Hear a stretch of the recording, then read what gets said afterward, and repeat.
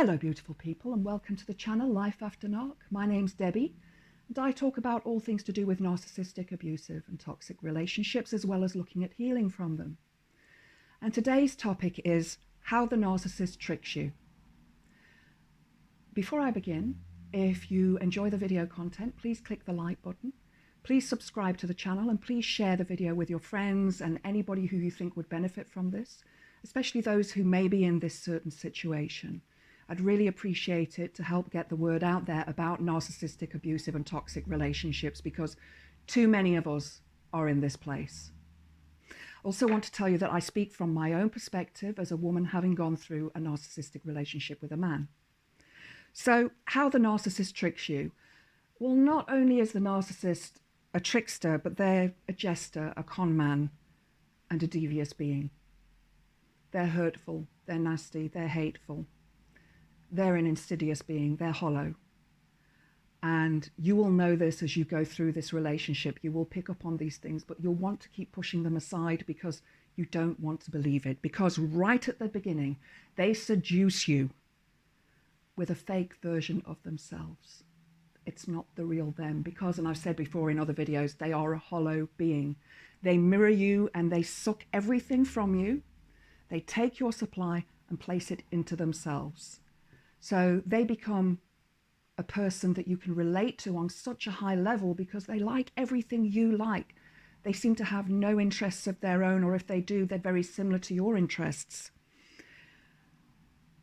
But in the beginning, we believe that they are our soulmate. They're the one, the person that we've been looking for our entire life.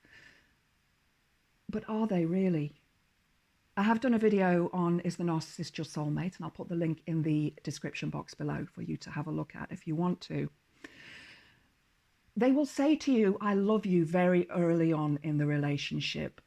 Mine did it within the first 7 weeks. And I felt that I loved him too. I was bowled over by this person. He was good looking, he was intelligent, he was well spoken, he was sexy. And he seemed to love me. He was a lot younger than me as well, and it made me feel super special. And they'll also propose to you very early on in the relationship as well. Mine proposed to me in the first year, and then we were handfasted or married in the second year. And the things that they take from you are things that you would never even think would be taking, because perhaps like me, you had your head screwed on and you thought, right, I'm doing the right thing here. You know, we're going to work half-half. We're going to each pay the bills. We're going to each do this, that, and the next thing. But it doesn't always work out that way, does it? They'll help you with things around the home as well. If you're living in your own home, which you normally are, because they're probably sofa surfing or renting a flat that's really gross and disgusting, or living at home with their parents, as mine was, and they have nothing. They have nothing in their life, nothing to show for except the clothes on their back and maybe a guitar or two. And they love bomb you with this sort of behavior. They'll help you decorate your home. They'll help you put up shelves. They'll help you with your car. They'll help you with all of these things. And again, you're thinking, wow, this person's doing all of this for me. Why haven't I met this person before? When he moved in with me, he didn't have to buy a thing. The house was furnished. He had everything he wanted. They will take care of you when you're ill.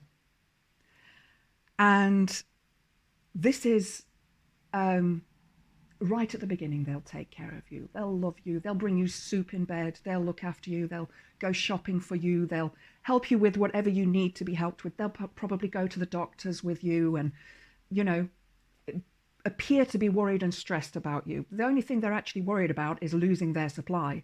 In other words, if something serious happens to you, then they're not going to get the supply that they need. But in the last 5 years of the relationship, I became very ill with a lot of different health issues and problems, and he did not take care of me at all. He was disgusting. He just left me on my own. And there was one day I remember in the last year of our relationship, where my back, I have a herniated disc, gave out and I couldn't turn over in bed. And I shouted him and asked him to please come and help me turn over. And he just stood there with a blank expression looking at me. Didn't say a word, didn't say, are you okay? Showed no empathy whatsoever, just stood there looking at me. And this is a person who's gone into a profession with vulnerable people. I feel so sorry for them. And also, this is another thing they'll do. They'll also try and impress you with their work, with what they're going to do. So they may start off in a lowly job and then decide, oh, I want a better job. I want to better my career. So I'm thinking of joining the Navy, or I'm going to join the police force, or I'm going to start teaching yoga because I really like the fact that you teach yoga and I think it's something that I'd be able to do. Or they're going to start teaching, or they're going to be a writer, or they're going to be a lutherer and basically build guitars. And they'll take a guitar, strip it down, start sanding it, and then leave it. And that's it. That's as far as they'll get with it. They're very grandiose ideals and thoughts that they have about themselves, and they want to better themselves, but they don't want to do the hard work. I remember he also started studying at one stage, never finished. They will expect you to take care of them when they're sick, and they're big babies. I mean, yeah, a lot of men can be quite, man flu when it's a head cold, but they expect all your empathy. They expect you to drop everything to help them. They create the buttons and triggers within you that will set you off on your anger and upset with them. They do it deliberately. This is a deliberate tactic that they will use. And one of the phrases that they will use is, oh no, here we go again.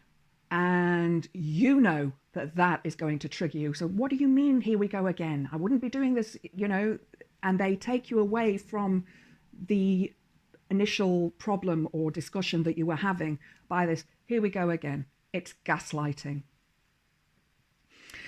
Another wonderful, they'll make fun of you, but in horrible ways, not in nice ways. He wrote a song for me called I Know a Girl Who's a Pain in the Bum.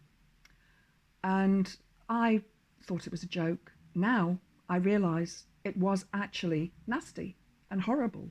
And it created this self-hatred within me. This, I'm a pain in the arse. I'm not a nice person. I just irritate everybody. And after 10 years of this, it really starts to wear down on you. It really starts to wear thin. They build the guilt, and this is one thing that they are excellent at. They will build your guilt within you. They make you responsible for everything, and they will just make sure that you feel guilty. I remember at one stage, he was working, I wasn't, I was very ill, and the only thing that I would ask him to buy for me every month was 2 magazines that I read.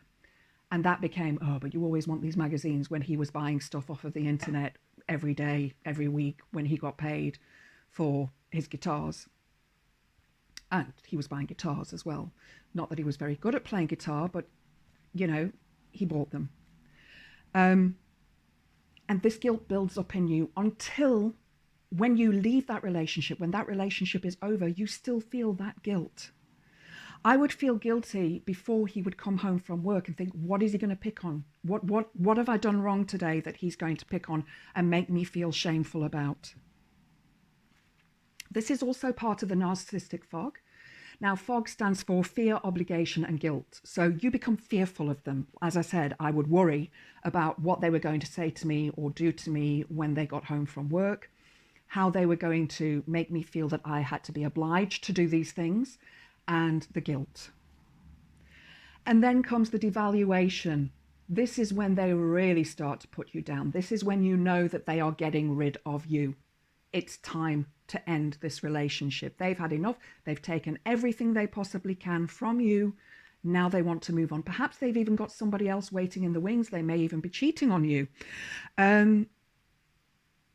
They'll do things that don't click at the time. Like, there were days when I'd wear makeup and days when I was doing housework that I wouldn't bother with makeup. And what's the point? You're in the house all day cleaning. And he would come home on the days that I was wearing makeup and say, oh, you look really nice today. but nothing about the days when I didn't look that good. Well, that's not fair. You know, I am this being. The makeup doesn't make me who I am. It's just,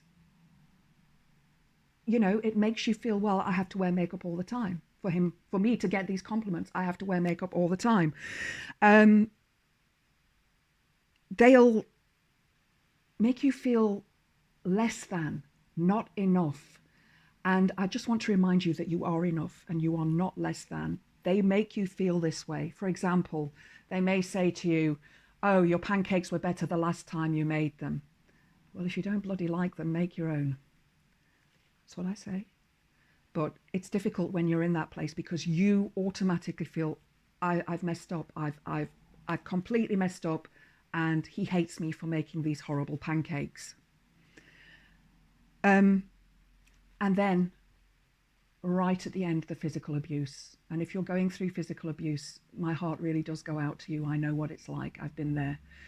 In the last few weeks of my relationship with him, he had me pinned down to the floor with his arm around my throat.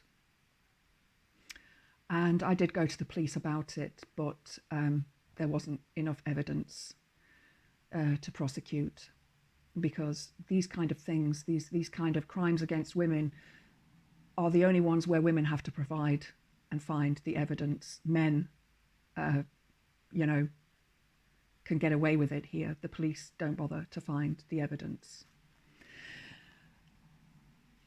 Only you can make the decision to leave if you're in this physically abusive relationship. And I please ask you to contact Women's Aid or another group that can help you with this.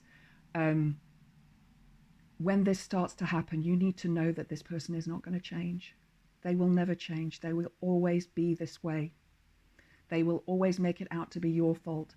It's your fault that I hit you. It's your fault that I pushed you. It's your fault that I had you pinned down to the ground because you did this, you did that, you did the other thing. It's not your fault. You didn't do it. They did it to you. So know that they will not change ever. Doesn't matter if they go for therapy. Doesn't matter if they go to anger management.